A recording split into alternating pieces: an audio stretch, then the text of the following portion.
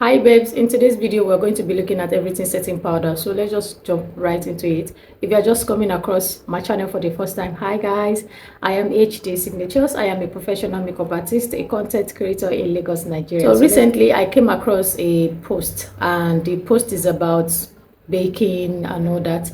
So I saw a comment under this post, someone asking what's the difference between setting powder and baking powder. So the person asks if she is going to be getting a powder, would she say she wants a baking powder? Though I tried my best to respond to the ones I could respond to, but I felt it within myself that let me just create a video for that.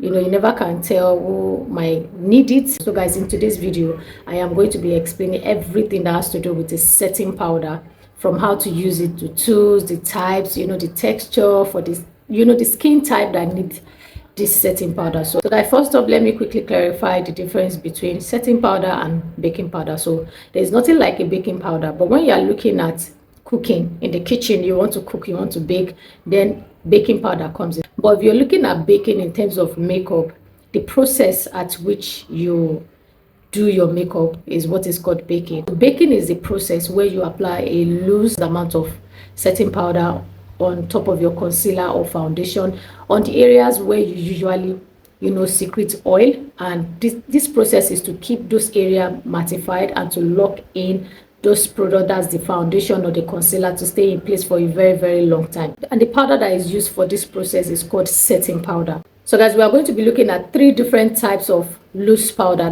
that helps your makeup to stay in place, or it had an effect to your makeup. So we're going to be looking at a translucent powder, we are looking at setting powder, and we're also going to be looking at finishing powder.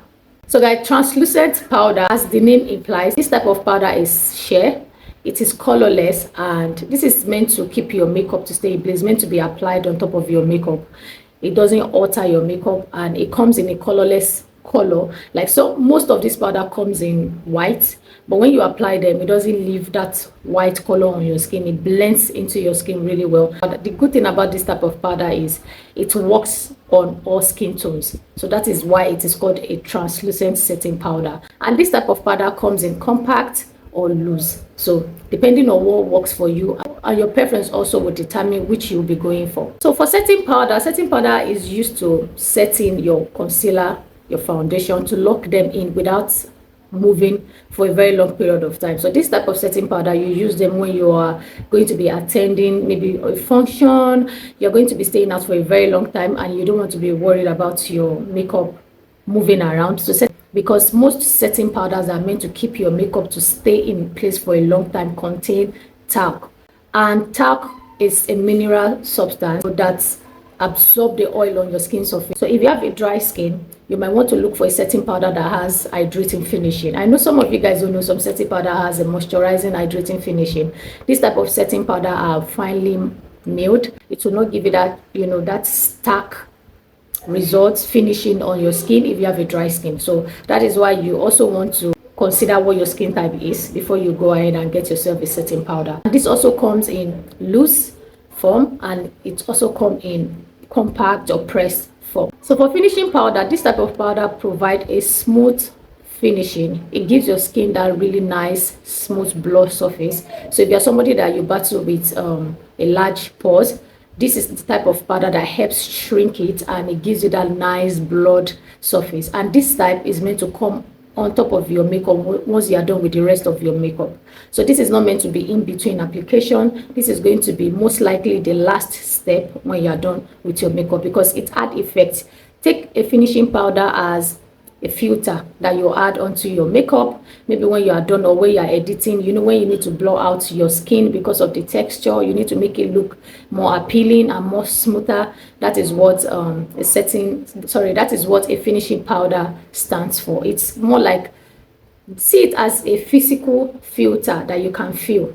I mean, you can basically apply on your skin, because most of these usually come with glow in them. They are finely milled and they look really nice. They add effect on your skin. So this could be applied on any skin type. It's most beneficial on someone with a matured skin or a dry skin, because of the nice glow and blurriness it gives to the skin, and it is meant to be applied on the area of your face that is needed. If you want, you can put it all over your face, but if where you really battle with the most is maybe probably somewhere around here, you have large pores there, that is the area you want to apply a finishing powder. So a finishing powder, as well as the rest of the powders that I just mentioned, also comes in compact and also comes in a loose form. The common ingredients that are found in this type of powders are talc, silica, and mica. These are the ingredients that helps the powder to absorb the oil in the skin and to make the makeup last long. Some of these, most especially talc helps with absorbing the oil really well and keeping the makeup to stay in place for a very long time. So if you have a dry skin or a matured skin, you want to stay away from powders that has talc in it, because it's going to further dry you out. So you can go with silica, you can go with mica, because this one are the type that has that blows out the skin and add a little bit of glow onto your skin without actually over drying you out. So another thing I want to clarify is there's no such thing as it's translucent powder and translucent setting powder. Is it that it is translucent setting powder or it is a tinted colored setting powder? So I'm going to explain the difference to you guys.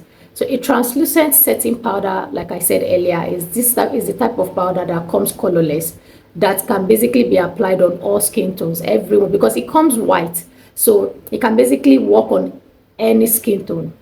Now when we look at tinted colored setting powder, this is the type of setting powder that cannot be used on all skin types because it comes in colored. This type of setting powder, if you are going to be getting it, you have to pick the one that works for your skin tone. This one has a moisturizing finishing, so for someone that has a dry skin, you might want to invest in setting powder that has a moisturizing or hydrating finishing. What this will do is it will set your foundation in place, it will set your concealer in place, but it will not give you that extreme dry finishing that a traditional setting powder would give on the skin. Another benefit with using a colored setting powder is it adds more coverage, like a tiny coverage to your skin. So imagine I use, like I'm using my skin tone setting powder and I want to set my under eye, so it's going to add more coverage under my eyes because this comes in color, so it's going to add more coverage. But for a translucent